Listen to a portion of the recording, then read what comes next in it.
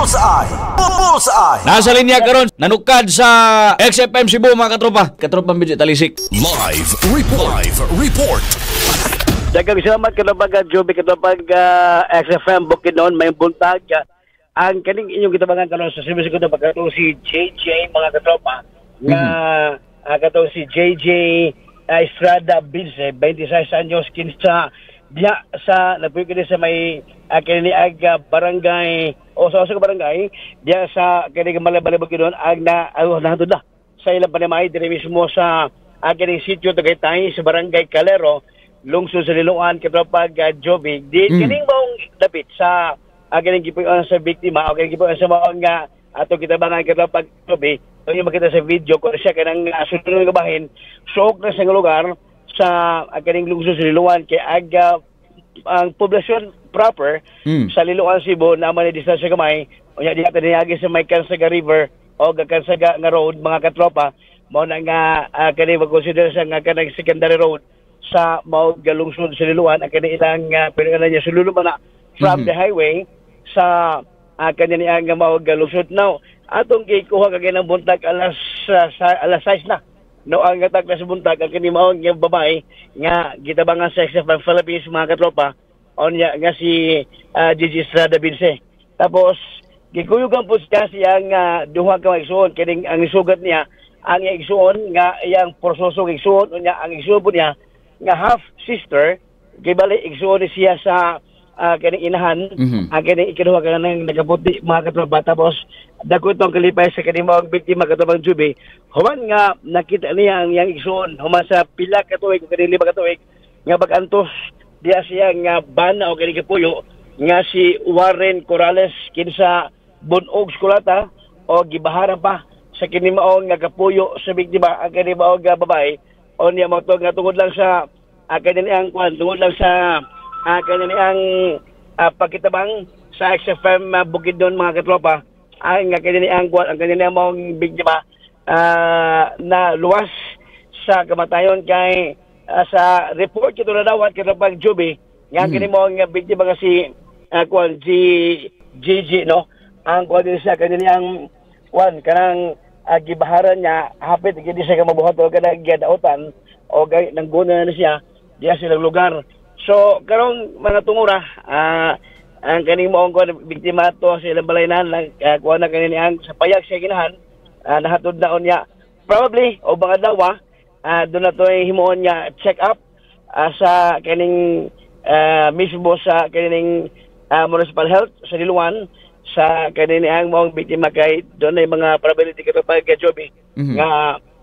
na trauma ito ang kaniniang mong biktima gani ang katuyang gidang anak nga 3 anyos wag ito ka mga taon so nahitabo sa mga ginikanan unya mo to nga wag ito kanang wag ito alamag no sa nahitabo mo to nga ang kininahan ng atong interview katapang Joby nga daw di matungkad ang yang kalipay nga nakaligkawas sa kasakit o kaniniang pag-antos diya mismo sa iyang kapuyo sa kanig Bukidnon particular na sa may barangay Bakod sa Malay-Balay. Ato minahon katapang Joby kung ang video ato minahon na pamahayag na ni Gigi Estrada Bilse sa iyang pamahayag kalabasaba sa to interview sa XFM human nga nahatod na diya sa iyang panimay sa Liloan ang kinimong biktima. How's that katapang Joby? Yes, katropa, kay dinhi sa Bukidnon lang, barangay Bangkod na siya, katropa. Barangay Bangkod. Yes, ang CSWDO, pagdoon na mo kagahapon, nagkaingon to sila, nga matod pa, katropa, nga doon na sila'y communication diha sa Cebu, tungod kay kanang inahan, doon ay pagabuhaton nga psychological, kay doon na siya nahiagom nga trauma. Unya ang kana sang bata kagahapon ganing adlaw katropa no, doon na nahi kining ubo. So sa pagkakaroon doon na ba kay nakuha nga natala diha nga pakig-alayon sa CSWDO Bukidnon og diha sa Cebu, Liloan, Cebu. Yes, gingon to sa magawa kay manghod nga so ang manghod nga half sister katapang Joby nga og mga dawag yang schedule sa pagpa-check up sa municipal health sa Liloan kay ang CSWS sa akining Malaybalay City Bukidnon mo nagigalayon nga tulasab sa akining municipal health o kining gagad focal iguman ang CSWS local nga CSWS ang municipal nga social welfare department sa Kiniluan mo to kaubad lawa ang ilang schedule katapag Juby sa pagpahikain o kaning check up counseling yun man lagi na di lang sa kinimong inahan pero sa kinimong bata nga tas anyos nga anak sa atong kitabangan katapag Juby katapag XFM Bukidnon. Okay. Go ahead for your final report, katropang Benzi. Salamat kayo mga katropa atong paghatag og kining atubag sa pagsanong sa tahas tabang serbisyo publiko iguman ang atong serbisyo katropa nga gikan mismo sa inyo o gitiwas ang pagtabang dito sa XFM Cebu 88.3 mga katropa ito sa mga naminaw no diya sa Malaybalay XFM atong mga katropa o katuwa pa naminaw pag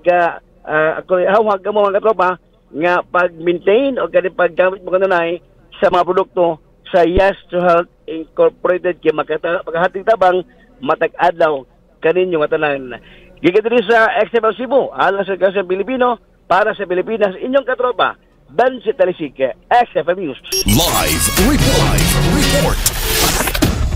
Bullseye.